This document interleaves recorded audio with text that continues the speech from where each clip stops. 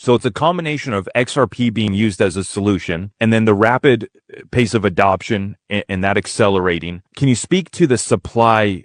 I've used the term supply shock eventually is coming in for XRP. How much is actually floating out there here? I mean, obviously, if XRP goes up to $5 or $10, there might be another, billion XRP that gets sold. How much is out there though for retail to even pick up? It's going to depend on the ratio for the ETFs and if that's part of that when that's going on, right? So right now there's around 1,000 XRP per share of the ETFs that are going to be issued. And so if that's the case, I mean, they're going to have to be buying up gobs and gobs of XRP to back those ETF shares that they're going to be selling. So every share of the ETFs that they're proposing would be backed by 1,000 XRP. That's one of the ratios, right? So there's different people that have announced different ratios. So we'll see a range, won't we? Yeah. Yes. Yeah. Depending on which one you're, buying into, they'll be priced different and they'll have a different amount of XRP that backs it. Same thing with the Bitcoin ETFs, right? But there's going to be a ton of demand because it's spot. They have to accumulate that much XRP to back those shares. When I spoke with Simon at Uphold, he asked me how much XRP I thought was between the exchanges and retail. And I told him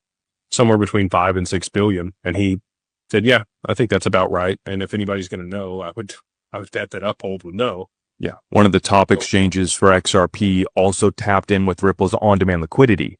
So they get to see both sides of this scenario. I think what could be left is somewhere between $500 million and $1 billion on the exchanges available for purchase. And I really don't think retail holds much. I think retail is somewhere between 1.2 and 2 billion XRP is all of retail is what they hold. We, have a good portion of that with Digital Wealth Partners, close to 150 million XRP for our clients that are holding that in institutional custody and working with us to be able to earn returns and borrow against that. So, meeting with 2,500 people over the last 4 years in the space, I think I have a good idea of how much XRP is out there in the retail community. And to your point, a portion of those people are going to liquidate a big piece of their bag on the way up, but it's still only maybe a billion XRP that could flow onto the market, 1/100th of the supply that might be available. So when there is a supply shock, it's going to be significant. Yeah.